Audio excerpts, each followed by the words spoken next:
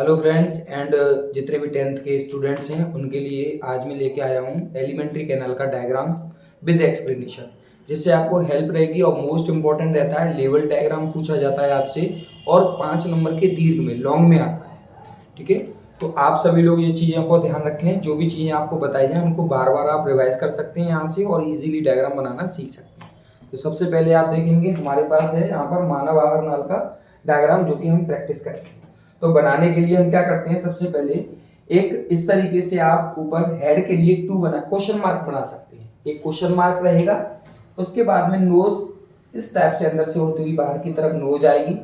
यहाँ पर उल्टा 3 बनाएंगे और उल्टा 3 बनाने के बाद में शोल्डर टाइप में आप दोनों तरफ बना देंगे इस तरीके से, और दोनों शोल्डरों के बाद में आप इसकी बेस बॉडी बना देंगे।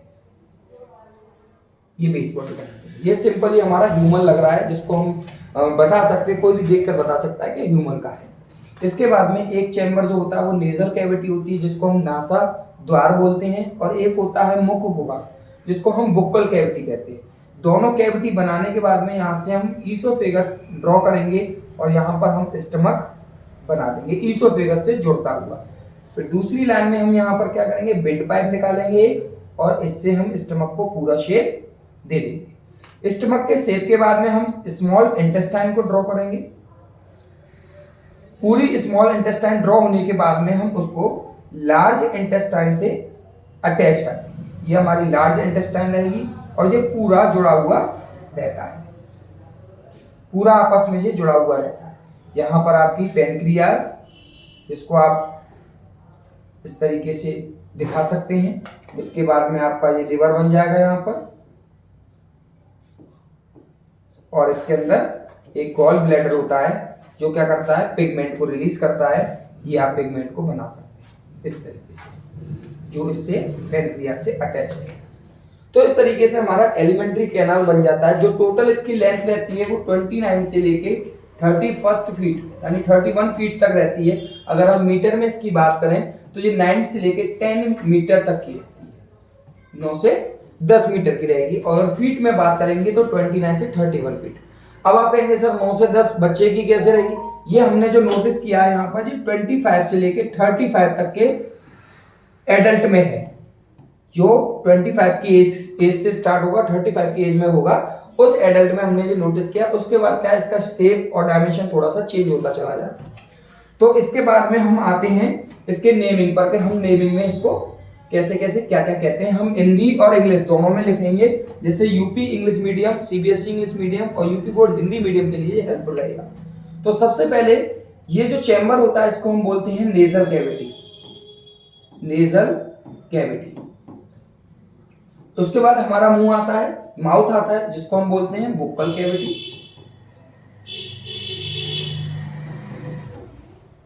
ठीक है, और एक आपने देखा होगा एक स्ट्रक्चर होता है मुंह के अंदर, एक मसल्स स्ट्रक्चर होता है जो क्या करता है, फूड को स्वालो मतलब निगलने के लिए मदद करता है, स्वालो के लिए मदद करता है, और फूड को चाय में मिलाने के लिए हेल्प करता है। इसको हम बोलते हैं यूब्यूला। क्या बोलते हैं इसको? यूब्यूला। ठीक है, इसके बाद में एक पार्ट आता है जो 10 to 12 सेंटीमीटर लॉन्ग होता है, इसको बोलते हैं हम ईसोफेगस। और इस ईसोफेगस के अंदर 3 पार्ट और आते हैं। एक तो होता है फेरेंक्स, इसको ग्रसनी बोलते हैं, जहां से हम निगलने का प्रोसेस शुरू करते हैं खाने को, और जहां से हमारी आवाज निकलती है उस पार्ट को बोलते हैं हम लैरिंक्स। और उसके बाद एक होता है ट्रैकिया, जो कि हमारे लंग्स में डिवाइड हो जाता है और एयर को लेकर जाता है, जिसको बोलते हैं ट्रैकिया। ये तीनों चीजें इस पार्ट से जुड़ी हुई होती हैं। तो ईसोफेगस के 3 पार्ट हुए, फेरेंक्स, लैरिंक्स एंड ट्रैकिया।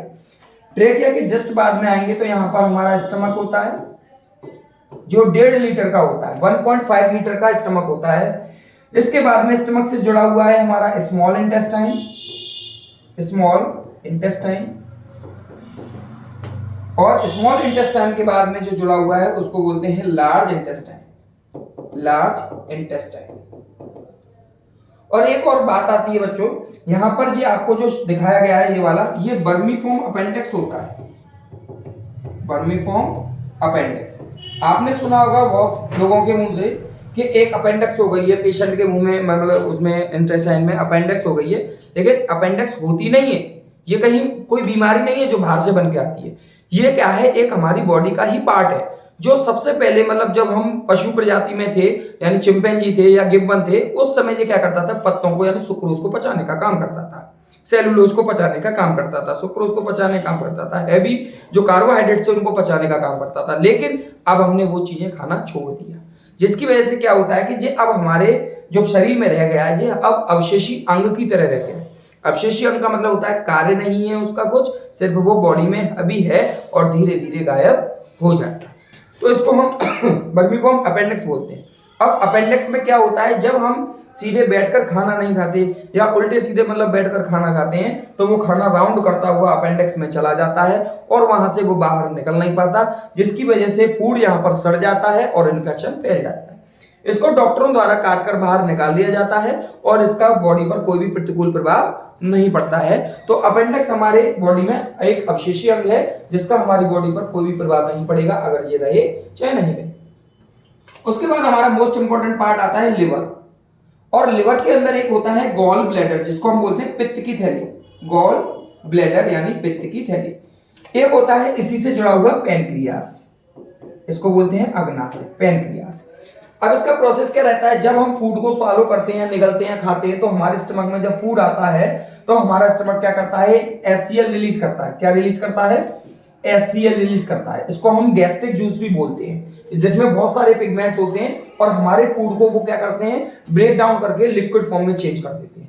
अब हमारा फूड यहाँ पर कैसा हो जाता है, एसिडिक हो जाता है। कैसा हो जाता है, एसिडिक। अब इस एसिड को अगर हम अंदर स्वालो करेंगे तो हमारे इंटेस्टाइन मेल्ट हो जाएंगी, बट यहाँ पर लिवर का जो पास में गॉल ब्लैडर है ये बहुत अच्छी प्रक्रिया निभाता है, यानी गॉल ब्लैडर से एक बेस पिगमेंट रिलीज होता है, एक बेस पिगमेंट यानी क्षार रिलीज होता है।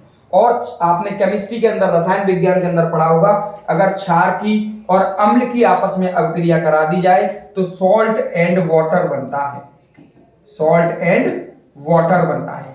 सॉल्ट एंड वाटर जैसे आप चेक करने के लिए कर सकते हैं, जो भी आपके आंसू आते हैं वो लिक्विड फॉर्म में आते हैं और टेस्ट उनका नमकीन होता है। ब्लड हमारा लिक्विड फॉर्म में है, टेस्ट नमकीन है। पसीना हमारा लिक्विड फॉर्म में है, टेस्ट नमकीन है। तो यानी पूरी बॉडी में जो एनर्जी जाती है वो पॉजिटिव नेगेटिव, यानी जो भी पॉजिटिव और एनर्जी, पॉजिटिव नेगेटिव रूप में एनर्जी जो भी जाएगी वो हमें सॉल्ट से मिलती है। और वाटर क्या करता है कि उन सभी आयंस को पूरी बॉडी में, सभी कोशिकाओं में, सभी टिश्यूज में, सभी मसल्स में पहुंचाने का काम करता है। तो इस तरीके से ह्यूमन एलिमेंट्री कैनाल का जो आपको पूरा प्रोसेस दिखाया गया है, और इसमें डाइजेशन का जो आपको शॉर्ट ट्रिक्स बताई गई है कि क्षार और अम्ल का अभिक्रिया कराने पर सॉल्ट और वाटर बनता है और पूरी बॉडी में सॉल्ट एंड वाटर ही रहता है। इस तरीके से हम इजी वे में हम पूरा डायग्राम कर सकते हैं और इसकी जितनी भी नेमिंग है इजी वे में इसको याद कर सकते हैं। अगर आपको कोई भी दिक्कत आती है तो आप कमेंट बॉक्स में मैसेज कर दीजिएगा और जो भी इंप्रूवमेंट होगा मैं दोबारा से इंप्रूवमेंट करके आपको प्रोवाइड करा दूंगा। Thank you.